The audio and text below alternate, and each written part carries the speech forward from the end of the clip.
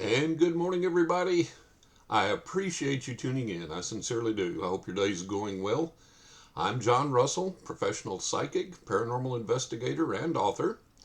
And today I want to answer a question that I frequently get.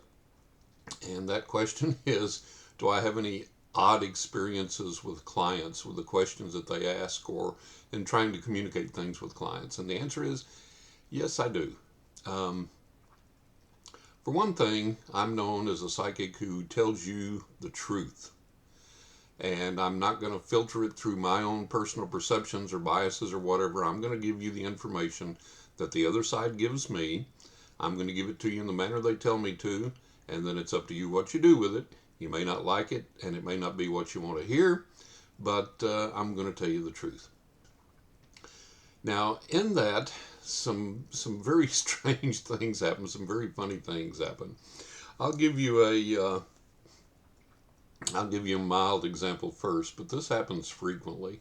The other side will give me a name, for example, Jimmy, and I'll ask the client, "Do you have a Jimmy near you, or does the name Jimmy mean anything to you? Is there a Jimmy in the family?" And I have actually had people tell me this in these words. They would say, "No, no, no Jimmy. Nope, doesn't ring a bell. So no Jimmy in the family. Nope, nope, absolutely not. Now I have a cousin James, and we all call him Jimmy. We don't ever call him James. We call him Jimmy, but no Jimmy. No." Okay, so that happens.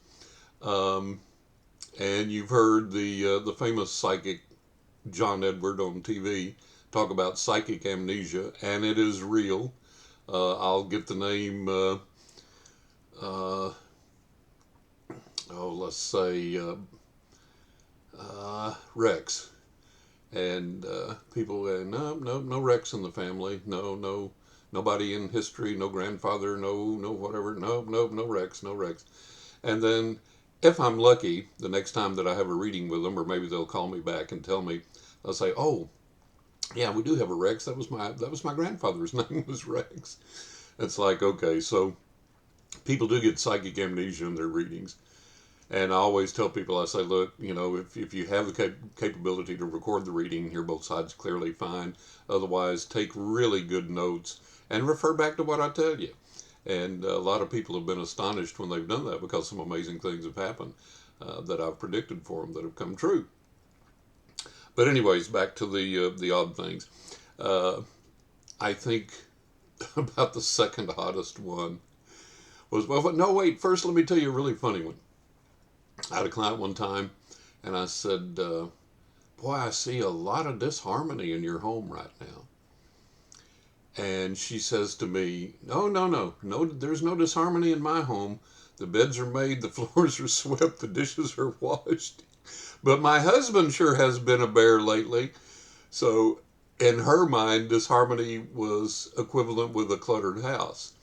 And so sometimes you can say things and people will misinterpret it and go off all kinds of different directions.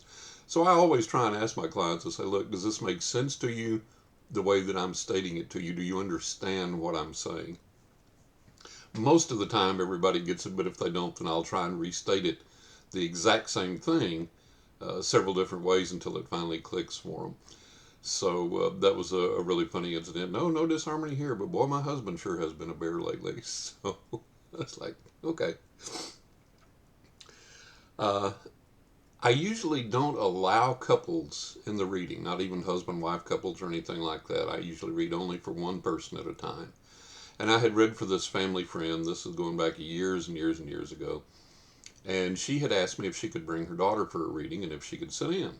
Well, for some reason I said yes, and I'm glad that I did. Because I was telling her daughter about this person, and the way I described this man was, one of the things I described about him was, I said, look, you have to understand about this guy. He is not a suit and tie guy. He's never going to be inside behind a desk. He would always have to be outside doing something physical, and no dress clothes for this guy, no desk job, no office job, nothing like that. And when I finished saying that, the girl looked at me and she goes, "Oh, you're completely wrong." I said, "I am?" She said, "Yeah, you're completely wrong about that guy, about this guy." And her mother looked at her odd and she said, he would never take an inside job. He would never work in an office and sit behind a desk, and he would never wear dress clothes or suit or like anything like that. He has to be outside. He would have to be outside doing something active. And her mother's eyes bugged out, and she looked at her, and her mouth dropped open, and she said, "Didn't you listen to him? That's what he just said about the guy." And she looked at her mother, and she looked at me, and she goes, "Oh, it is?" And so we both had a good laugh at that. Let me tell you the strangest one I've experienced, and this one was really, really, really odd. I had a reading with a new client one time, and the very first thing that came to me was his son from the other side. And I said, I'm getting your son. I said, he's coming to me very strongly. And I said, how long ago did he pass? And he goes, he hadn't. And I'm like, okay. Well, I said, so you're telling me your son's still alive? And he said, yes. And I said, well, this is really odd to me. I said, I'm getting this wide gulf, this huge gap of distance and space between you and your son. And I don't mean like he's across the country. I mean this wide gap of distance and space, like he's on the other side, he's deceased. No. Okay, so it kept bugging me and kept bugging me, but I went on with the reading, and I gave him this reading, and periodically I would ask him, I would say, you're sure your son's not deceased? You're telling me your son's not deceased? Because he's coming to me from the other side telling me he's over there. And I'm getting this great gulf, this great distance, this great void between the two of you that would indicate to me that he's on the other side. And he said, no. So we continued the reading, and at the end I was curious, and I asked him about the reading, and I asked him how he liked it, and asked him how accurate he thought my insights and everything was. And of course the predictions, you have to wait until they happen, and they usually do.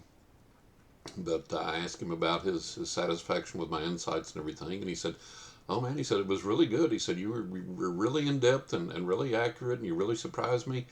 But I just wish you had been able to talk some about my dead son. And I was like, what?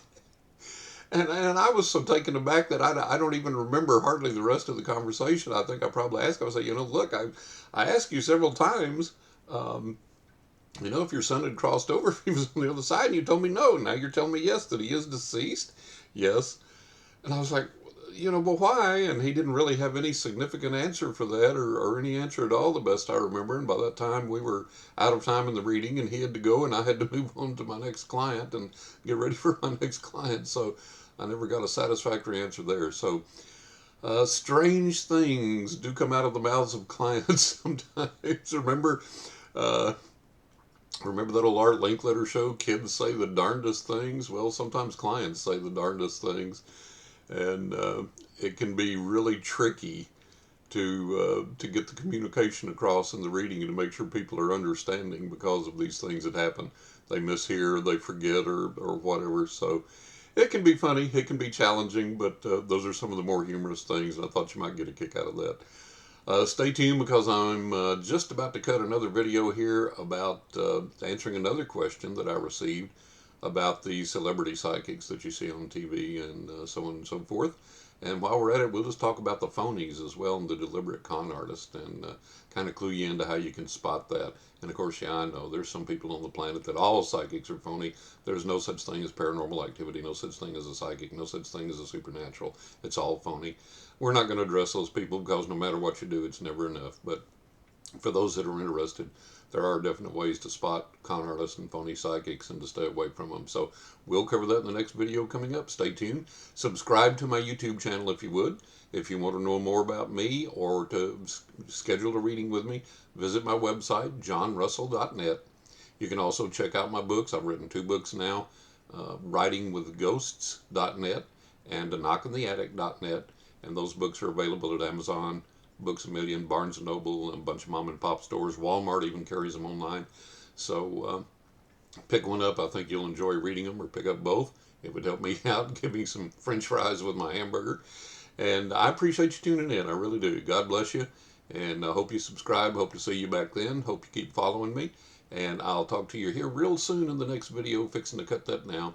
So I'm John Russell, psychic paranormal investigator and author, and I wish you the greatest, richest blessings on your life.